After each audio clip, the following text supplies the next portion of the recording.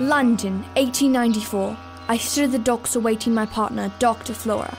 It was cold that morning, but what was to follow chilled my blood more than any London fog. Talking to yourself again, Inspector Sage? It's a monologue, my dear Flora, setting the scene for the folks at home.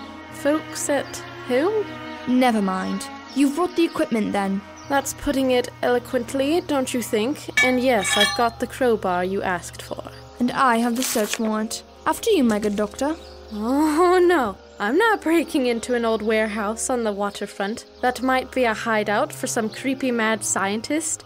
I am a doctor, not a world-famous detective. This is your case. You go first. Very well. Wait, what's that? It's a flashlight. They had those in the 1890s? David Missel, a friend of mine from New York, is working on them as we speak.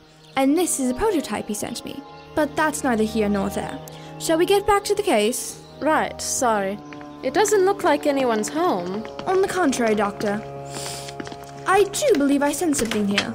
Careful, Sage.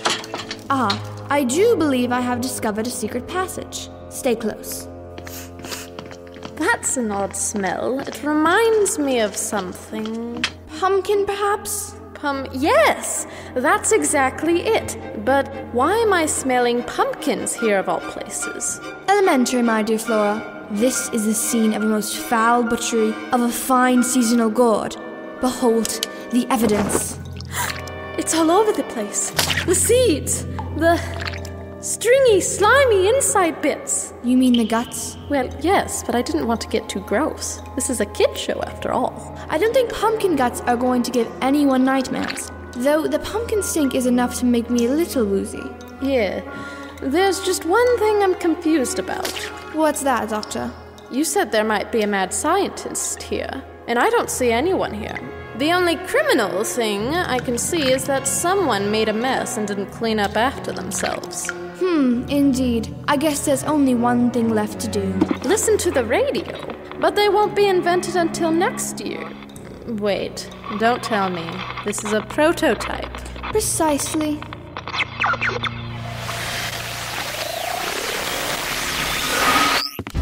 Oh, hey girls, I didn't hear you come in.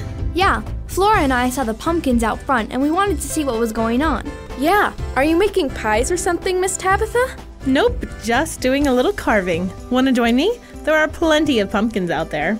Carve them? Sure. You know, you cut out a design in them so that when you put a candle in there, it lights up and it looks really pretty in the dark. Or spooky, depending on the picture you make.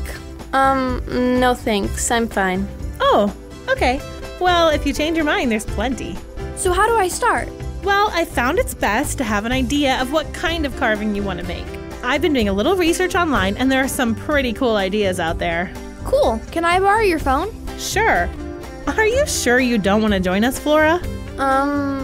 No, I'm good. Okay. Well, I'll be sure to set a pumpkin aside in case you change your mind. Yeah, thanks.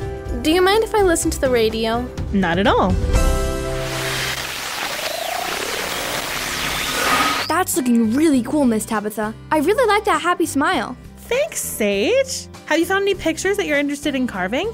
Yeah, I think I'm gonna go with this spider. It looks really cool and easy enough for me to do real quick. Sounds good. Oh, here's a marker so you can draw it out before you start cutting. Thanks. Hey, Flora, you know you don't just have to sit there. You can carve a pumpkin too. No, I don't think I should. If she doesn't want to carve a pumpkin, she doesn't have to. Her loss. Just saying. Is everything okay, Flora? Are you not feeling well? I'm good, just... I was wondering, what are you making these carved pumpkins for exactly? What do you mean? I mean, it's not for Halloween, is it? I guess it is. Is that what you're upset about? Yeah, my family doesn't celebrate Halloween. My parents say that it's not something that Christians should be celebrating because it's about bad stuff. It is? Yeah. Think about it. Ghosts, skeletons, vampires, and zombies. All kinds of evil stuff that I'm sure Jesus isn't happy with. That makes sense. Yeah. We usually stay inside with all the lights off so people don't knock on our door and wait for it all to be over. That sounds dramatic. maybe, but it's better than celebrating a holiday that was invented by Satan. Satan? You know, the devil, the enemy of God. I know who you mean, Flora, but though I understand how you feel, the fact of the matter is Halloween is actually a holiday that Christians invented. What? That can't be true. Sorry, but it is. November 1st is a holiday called All Saints' Day, where we celebrate the lives of all of our fellow Christians who have died before us. And the night before, the tradition was to walk the streets and pray for and remember these holy or hallowed people. So this night was called All Hallows' Eve. Kind of like Christmas Eve. Right. Other traditions of this celebration included giving to beggars when they came to your door, lighting candles, and dressing up like famous Christians from times past. Sound familiar? Yeah. Then what happened? How come things got so scary? Well, just like all good holidays, people started celebrating it for the wrong reason. Instead of celebrating that we will see our friends again when Jesus comes back, people started to focus on the death part. Which explains the ghosts and the skeletons and stuff. Exactly. Pretty soon it was all about being spooky and getting treats from our neighbors, and not at all how it started. And that's why my family thinks it's bad. Wow. But if that's how it all turned out, then why are we carving pumpkins? Good question. And I have an illustration that might help us understand. An illustration? You mean like a drama script? Not quite. I've got to get a few props. I'll be right back. Props? I don't know. Want to listen to the radio while we wait for her to get back? I guess so. All right. I think I have everything set. What's going on, Miss Tabitha? Yeah, what's with the candle in the basket? You'll see. Okay, I'm going to turn off the lights now so no one start running around. Why? Whoa, that's dark. Hello? We're right here, Flora. Okay, I'm a little nervous. It's kind of scary, isn't it? Kind of like our world. It's hard to know where we need to go, and without being able to see, it can be really easy to get hurt. Yeah, I think we need some lights in here. Calm down, Flora. It's okay. I'm calm, Sage. I just want to be able to see. How's that? Oh, much better. You see, this candle is a lot like God and His love. When God's love and holiness come into the darkness, they make it so people can see the right way to live. And they also show what we're doing wrong. That makes so much more sense now. What does? In church, we are always singing about how I saw the light and how God is a light for a path or whatever. I had no clue this is what they were talking about all along. Now for the fun part. Not only does God show us how to live with His light, but when we believe in Him and His promises, He puts His light inside us, like this carved pumpkin. That's one happy pumpkin. When God does this, we will start loving with His love and living holy lives with His holiness. And now, when people need help seeing the right way to live, they can see by God's love and holiness living inside of us. Interesting. So what's the basket for? Oh, yes. Okay, sometimes it can be scary to let our light shine in the darkness. When this happens, we might try to hide the light, like putting this basket over everything. Maybe we might get made fun of, or perhaps someone might get angry if God's light shows something they were trying to hide. And now it's dark again. Yeah, I can't see a thing. Exactly. When we decide not to show God's love to others, things never get better. They always get worse. So instead, we should let our light shine no matter what, because when there is light, darkness always loses. Any questions? Yeah. Can we turn on the lights again? All right, watch your eyes. Ow! That's much better. So, did any of that make sense? Yeah, it did. Kind of. I've got to think about it for a little bit. While she thinks, is it okay if I listen to the radio? All right, here, let me start it up.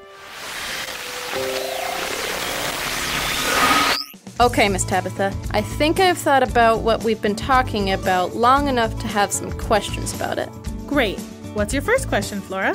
First things first. All that stuff about God being like light and putting light in us and how it's important not to hide His light, is that in the Bible or are you just making that all up? Oh, it's in there. A lot. For instance? Well, Sage, there's Psalm 27:1. John 8:12, 2 Corinthians 4:6, and 1 John 1:5 to begin with. Oh, of course, and then there's Ephesians 5:8 and Matthew 5:16. Okay, I get it. It's in there. You weren't joking. It's in there a lot. Okay, next question. What does this have to do with Halloween? Yes, application. As we pointed out, Halloween isn't what it started out to be. Sure, there's fun stuff like candy and costumes, but there are also some pretty bad things as well. Because of all of the darkness we see, it can be easy for us to hide away, trying to protect ourselves from those bad things. But God tells us in those verses that we shouldn't hide, but show God's love instead. If we hide from the evils of Halloween, it's not going to get any better. But if we make it a chance for us to show God's love to others, then Halloween stops being about evil and instead becomes a night of love and kindness. Okay, so does that mean we should celebrate Halloween? Sage, I was asking the questions. Sorry, go ahead.